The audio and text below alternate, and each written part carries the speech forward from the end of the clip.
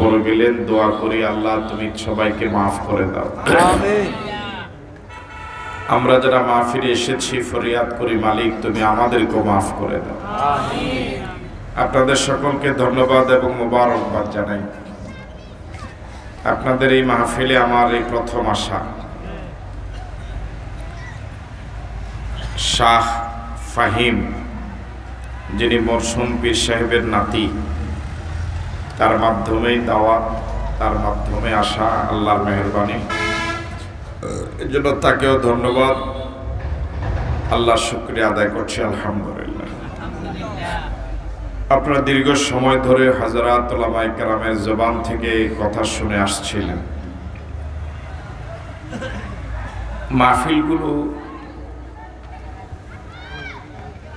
শুরু হয়েছে আমাদের দেশে সেই একরকম বলা যায় সেপ্টেম্বর মাস থেকে। কয়েক মাস হয়ে গেল, এখন মাহফিলের একদম শেষ প্রান্ত। আর অল্প কয়েকদিন পরেই ইনশাআল্লাহ রমাদান শুরু হবে। বিগত যে কোনো সময়ের তুলনায় এবছর মাহফিল অনেক বেশি। যেন মানুষ কত শুনবে। গতকালকে এক মাহফিলে গেলাম, ওনারা বললেন ছোট্ট একটা গ্রামে এই বছর এক গ্রামেই 6টা মাহফিল। কয়টা মাহফিল? তো মানুষ কয় জায়গায় যাইব, কয়টা শুনবে? তো মাহফিলের সংখ্যা অনেক বেড়েছে। আবার রমজান সামনে, রমজানের জন্য মানুষের প্রস্তুতি, মানসিক প্রস্তুতি, সব দিক মিলে মানুষ এই সময় আসলে ওয়াজ শোনার মানসিকভাবে ওভাবে প্রস্তুত না। তো মাহফিলের আয়োজন মূলত আমি যতটুকু তথ্য পেলাম, মাওলানা তাফাজ্জল বারি ফারুকি সাহেব আল্লাহর খাস বান্দা ছিলেন, বড় বুজুর্গ ছিলেন। তার ওয়ারিসেরা এই মাহফিলটা ধরে রেখেছেন, এলাকাবাসীর সার্বিক সহযোগিতা করছেন। প্রতি বৎসরই আয়োজন হয়, এখানে ওলামায়ে কেরাম আসেন, দিনই কিছু কথা বলেন। তারই ধারাবাহিকতা আজকের এই মাহফিলটি। এখন মাহফিলের মোটামুটি শেষ প্রান্ত। কিছু সময় পরে ইনশাআল্লাহ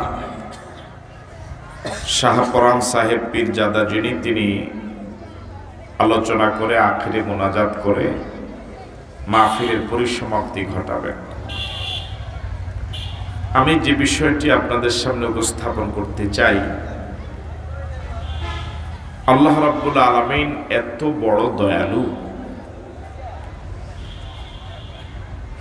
তিনি চান না তার কোনো বান্দা জাহান্নামে জ্বলুক। তিনি চান তার সব বান্দারাই কোথায় যাক। একটু কথা বললে ভালো লাগবে না আপনাদের?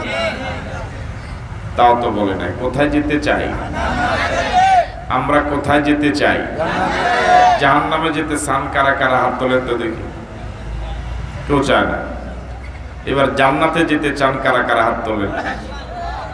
তো তাও তো তোলেন না। ওই যে টুপি খেয়েছে হেনে, এতক্ষণ বসে কথা কইতে খুব মজা লাগছে। আমরা কোথায় যেতে চাই? জান্নাতে যেতে চাই। কিন্তু আমাদের গুনাহ আছে না নাই? আরো আসতে কর।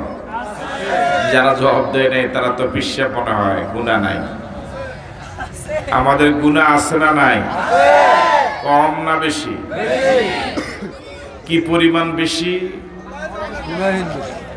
আমার কাছে মনে হয় জবাবটা হবে এমন, সাগরের গভীর জলরাশির ভিতরে মাছগুলো যেভাবে ডুবে আছে, আমি আপনি গুনার সাগরে এভাবে ডুবে আছি। বলে নাই কথা কি সঠিক? এই লাইটটা জ্বালালোকে দেখেন, এটা কমন সেন্স থাকা দরকার। তো এই মোবাইলে ফ্ল্যাশ লাইটটা দিচ্ছে চোখের ভিতরে পড়ে। তো আমি আপনি গুনার সাগরে ডুবে আছি, সবাই একমত? আবার কোথায় যেতে চাই? আমার আপনার জীবনে এমন অনেক গুনাহ আছে পৃথিবীর কেউ জানে না। জানে? আমার আপনার যৌবনকালে এরকম অনেক গুনাহ আছে, রাতের আধারে এরকম অনেক গুনাহ আছে পৃথিবীর কেউ জানে না। এমনকি আমাদের গুনার অবস্থা এই যে স্বামীর গোপন গুনাহ স্ত্রী জানে না, স্ত্রীর গোপন গুনাহ স্বামী জানে না, পীরের গোপন গুনাহ মুরিদ জানে না, মুরিদের গোপন গুনাহ পীর জানে না। ঠিক নয় কি? বক্তার গোপন গুনাহ শ্রোতা জানে না, শ্রোতার গোপন গুনাহ বক্তা, ইমামের গোপন গুনাহ মুসল্লি জানে না, মুসল্লির গোপন গুনাহ ইমাম জানে না, শিক্ষকের গুনাহ ছাত্র জানে না, ছাত্রের গুনাহ শিক্ষক জানে। আল্লাহ রাব্বুল আলামিন এত বড় দয়ালু, তিনি আমাদের গুনাহগুলো গোপন রেখেছেন। তিনি যদি গুনাহগুলো প্রকাশ করে দিতেন, মনোযোগ আছে আপনাদের? তাবারকের মাহফিল তো এটারে কন্ট্রোল করবে কে? এটারে কন্ট্রোল করবে কে?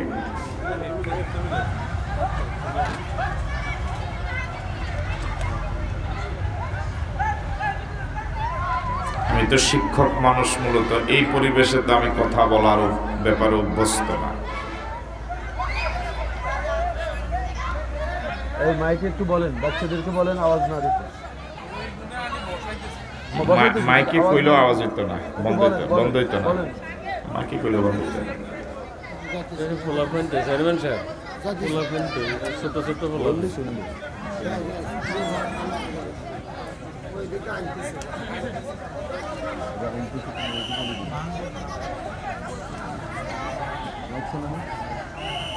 জি, কথা বন্ধ। বলতেছিলাম আমাদের গোপন গুনাহগুলো যদি আল্লাহ প্রকাশ করে দিতেন, প্রত্যেকে নিজের ব্যাপারে একটু চিন্তা করেন, তাহলে আমাদেরকে মানুষ সমাজে জায়গা দেওয়া তো দূরের কথা, দাওয়াত দেওয়া তো দূরের কথা, মনে হয় সমাজে জায়গাও দিত না। সবাই একমত? আমাদেরকে মানুষ সালামও, এত গুনাহ আমাদের। আল্লাহ রাব্বুল আলামিন এত বড় দয়ালু, তিনি আমাদের গোপন গুনাহগুলো কি রেখেছেন? আরো আস্তে করে, কি রেখেছেন? সাগর পরিমাণ গুনাহগুলো তিনি একটা পর্দা দিয়ে ঢেকে রেখেছেন। এটা আমার আপনার প্রতি আল্লাহর ছোট দয়া না বড় দয়া? বড় দয়া। আরো আস্তে বলেন, বড় দয়া। আরো জোরে বলেন, বড় দয়া। এমনকি তিনি শুধু গুনাহগুলো গোপনে রাখেননি, বরং বলেছেন, বান্দা আমি তোমার গুনাহগুলো শুধু গোপন রাখি নাই, তুমি যদি এই গোপন গুনাহগুলোর কথা আমার কাছে গোপনে স্বীকার করো, আমার কাছে ক্ষমা চাও, আর গুনাহ না করার ব্যাপারে যদি কথা দাও, আমি আল্লাহ কথা দিলাম তোমার গুনাহ যত বেশি হোক আমি আল্লাহ সব গোপনেই মাফ করে দেব। কিভাবে মাফ করবে? এটা কথা বুঝে না মনে? কিভাবে? আল্লাহ যদি গুনাহগুলো প্রকাশ করে মাফ করে দিতেন, তবু তো এটা আমার অনেক বড় পাওনা ছিল। বুঝতেছেন আমার কথা? আল্লাহ যদি আমার গোপন গুনাহগুলো যদি বলতেন যে তোর গুনাহগুলো আমি প্রকাশ করে দিব, মানুষের কাছে জানাই দিব, এর ফলে তোরে মাফ করে দিব, আমি কি মানা করতাম? এটা কি বড় পাওনা না ছোট পাওনা? এটাও তো অনেক বড় পাওনা, আমার মাফ করে কি? কিন্তু আল্লাহ রাব্বুল আলামিন এত বড়